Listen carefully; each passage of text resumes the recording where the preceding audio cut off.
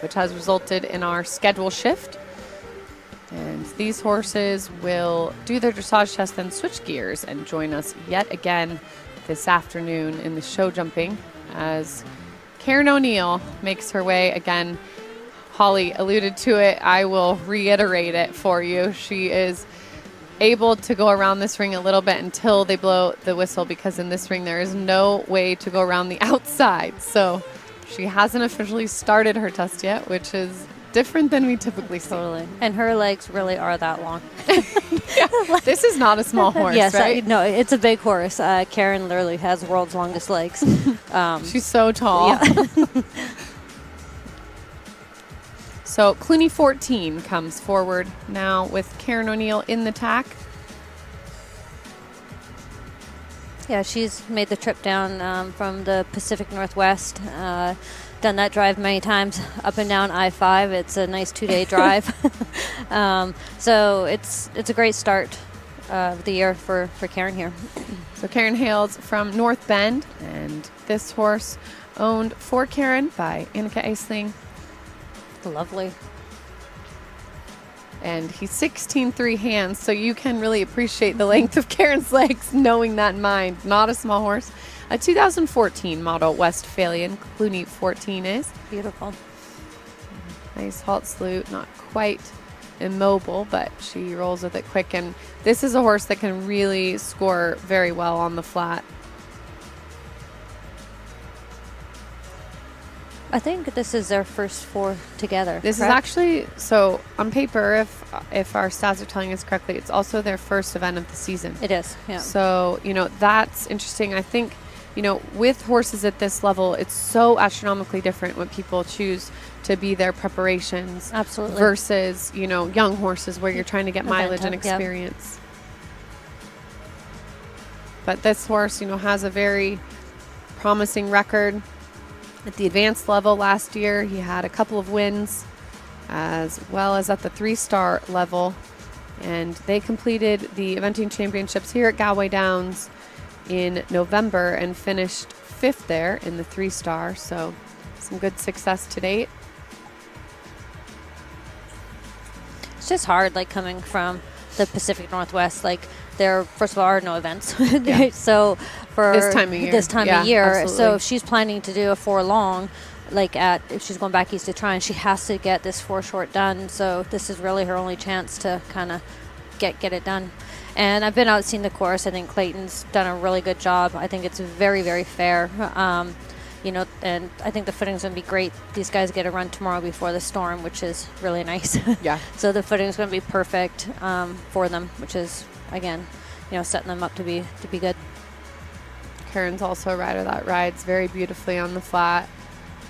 He seems a bit just lucky today and gets just a bit sucked behind her in the vertical when he's like that. But this is a horse that's such a powerhouse.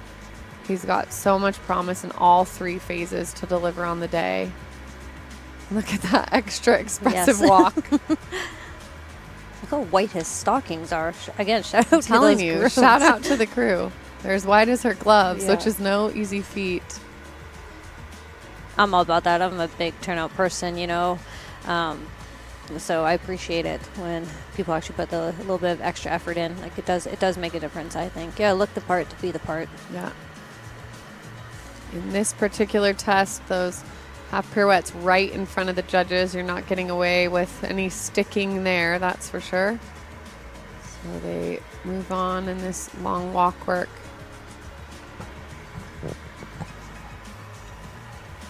Look at the reach on that one in this walk.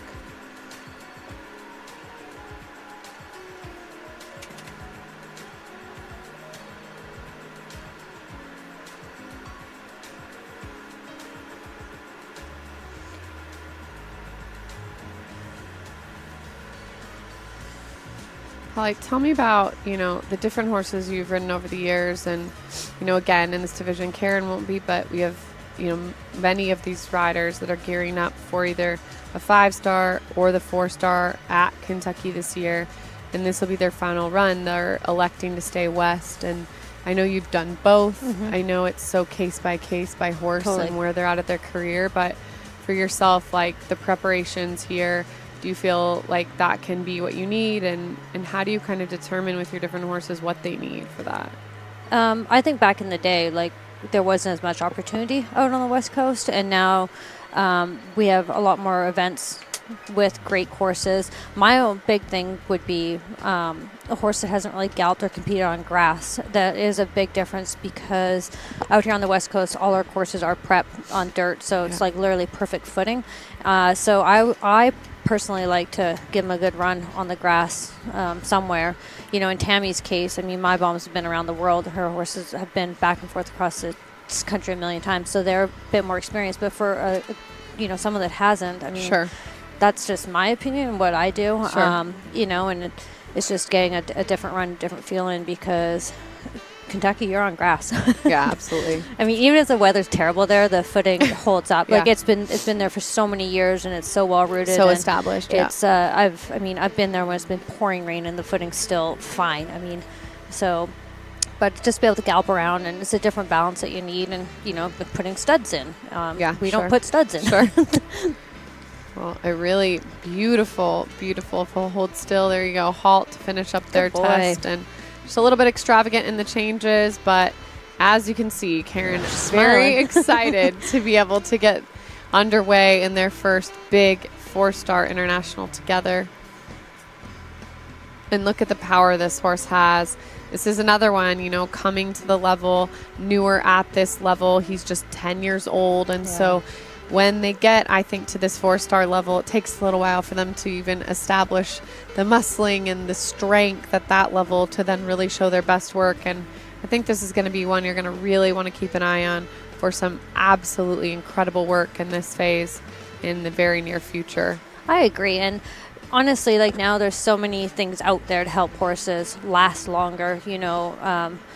I've had many horses go up to 18, 19 and still be competing at the 5-star level. Like this horse is 10 years old. Like he's got a huge future just getting started ahead of him. And which it's really, really cool to see. If you take care of your horses and treat them right and stay on top of things like they do, and they will last forever. I mean, I've got a 20-year-old in the barn that's ready to lose her marbles because she's fit and sound, and it's I think maintenance is huge on these horses.